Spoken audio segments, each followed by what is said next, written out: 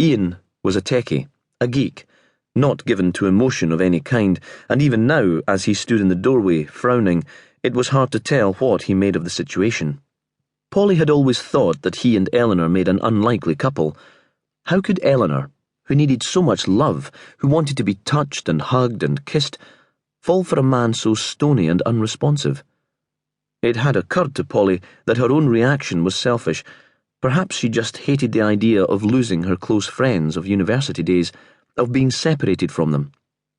But Caroline had married Laurie, who was sympathetic and uncomplicated, and Polly was entirely happy for her. In contrast, Eleanor's engagement to Ian had made Polly anxious from the start. The night before Eleanor's wedding, the three of them had got drunk together in Polly's flat. The bride and the bridesmaids and too much fizzy wine, an essential ritual. "You do realise that it's not too late," Polly had said, after Caroline had fallen asleep in a chair in the corner, her mouth open, snoring. "You don't have to go through with it. Pull out now and I'll sort out the practical stuff for you." "Of course I don't want to pull out." Eleanor had been horrified, had looked at Polly as if she hardly knew her. "Ian's what I want and what I need. I can't imagine not spending the rest of my life with him. What's wrong with you? Can't you be happy for me? Are you jealous that I found someone special at last?" That had been 3 years ago, and it still seemed to Polly that their friendship was strained. Caroline hadn't noticed, but Polly had been aware of the tension, of having to choose her words carefully.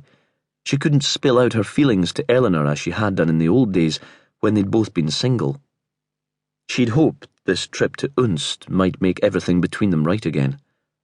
Of course, Eleanor's wedding to Ian had taken place, and Polly had been there as the witness, smiling for the camera outside the registry office on a breezy March day. Eleanor had changed her name to her husband's, although few of their friends did that anymore. In the afternoon, they'd gone up in the London Eye and had drunk a toast in champagne to Mr. and Mrs. Longstaff. Then Eleanor had sent the guests away to party without them. "My husband and I want to be alone." A radiant smile. Caroline's marriage had brought back all the memories of that time, and Polly remembered Eleanor's wedding again as Ian stood, solid and angular, in the doorway of the house. She had a brief and ridiculous idea. 2 weddings and a funeral. She realised that the start of a grin was appearing on her face, and knew it was caused by stress, but was horrified all the same. The police officer with the Spanish name spoke first. He stood up and introduced himself to the newcomer. "You didn't see anything of your wife on the island?" Ian shook his head. He was always a man of few words. Now he seemed frozen. "I went up to Laurie's house, but there was nobody there. I tried phoning, but he went straight to voicemail." "Our volunteer coast guards are out looking," Perez said. Ian nodded but didn't move from his place by the door. "Let's walk," Perez said. "I always find it easier to think when I'm walking." Polly thought that he was a sensitive man. He wouldn't want to tell Ian about the email from Eleanor in front of an audience.